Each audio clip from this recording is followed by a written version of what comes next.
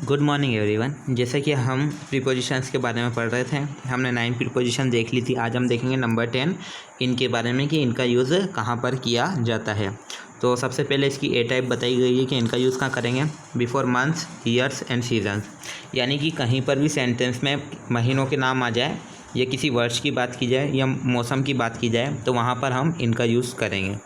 जैसे कि एक एग्ज़ाम्पल देखते हैं, आई वॉज बोर्न इन 2002, यानी कि मेरा जन्म 2002 में हुआ था।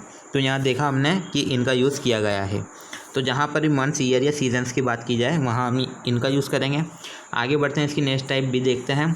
Before words like morning, evening, afternoon, etc, यानी कि कहीं पर सुबह, शाम या दोपहर जैसे वर्ड्स आ जाए, कहीं पर इनकी बात की जाए तो वहाँ पर हम इनका यूज़ करेंगे। जैसे कि एग्ज़ाम्पल देखते हैं हम, I shall go to school in the morning, जैसे कि मैं सुबह स्कूल जाऊंगा।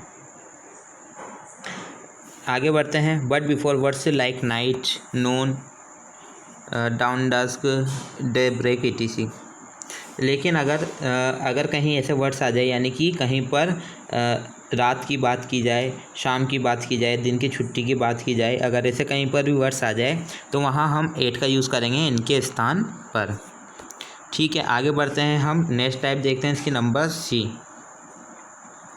तो नंबर सी कहता है, before the time period in future in which A given task will complete, यानी कि भविष्य की समय अवधि बताने के लिए कि जिसमें कोई कार्य पूरा हो जाएगा। यानी कि मैं बोलूँ कि उस समय तक, यानी कि परसों कुछ काम पूरा हो जाएगा। अगर मैं ऐसा कोई वर्ड्स बोलूँ, यानी कि भविष्य की समय अवधि बतानी है, उस समय तक वो काम कंप्लीट हो जाएगा, तो उसके लिए हम इनका यूज़ करेंगे। जैसे कि एक एग्ज़ाम्पल देखेंगे हम, I shall be back in an hour, जैसे कि मैं 1 घंटे में वापस आ जाऊंगा। तो यहाँ फ्यूचर की बात की गई है और वर्क कंप्लीट करने की बात की गई है। तो इस तरह के सेंटेंस में हम इनका यूज़ करेंगे।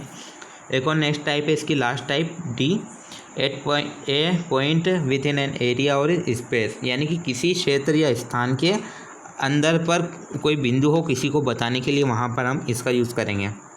जैसे कि हम एग्ज़ाम्पल देखते हैं, Johan is sleeping in his room, यानी कि जोहन जो है जोन जो है अपने कमरे के अंदर सो रहा है या अपने कमरे में सो रहा है। तो यहाँ हमने देखा घर के अंदर एक कमरे की बात की गई है। इसी तरह यानी कि कहीं पर भी किसी क्षेत्र के अंदर की बात की जाए तो वहाँ हम इनका यूज़ करेंगे।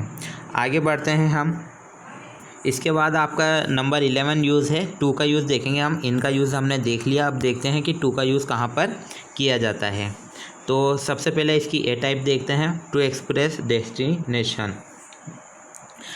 यानी कि इसका यूज़ कहाँ पर किया जाता है, जहाँ पर किसी की स्थान की बात की जाए, किसी लक्ष्य की बात की जाए कि हाँ मुझे वहाँ पहुँचना है, ऐसा कई वर्ड्स आ जाए तो वहाँ हम इसका यूज़ करेंगे। जैसे कि एक एग्ज़ाम्पल दिया गया है, we walk to the stations, जैसे कि हम स्टेशन के लिए चल दिए। तो क्या हम स्टेशन पे जा रहे हैं, हमारा डेस्टिनेशन क्या है, हमारा डेस्टिनेशन स्टेशन है, हमें स्टेशन पहुंचना है। तो इस तरह से इसका यूज़ किया जाता है। इसी तरह बी टाइप है इसकी, with from in the sense of till, यानी कि इसका यूज़ कहाँ करेंगे हम, जैसे कि हमें कोई सेंटेंस में बताना है, यानी कि हम बात करें कि उस समय से लेकर उस समय तक की बात की जाए तो वहाँ हम इसका यूज़ करेंगे। जैसे कि एग्ज़ाम्पल देखेंगे, आपको अच्छे से समझ में आएगा।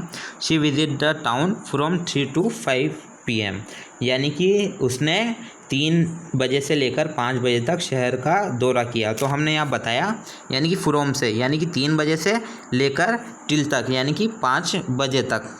तो यहाँ हमने से तक की बात की है, या बीच में इनके से आ जाए तो वहाँ हम इसका यूज़ करते हैं। जैसे कि किसी समय से लेकर जहाँ तक समय पूरा हो रहा है वहाँ तक की बात की जाए तो वहाँ हम टू का यूज़ करेंगे।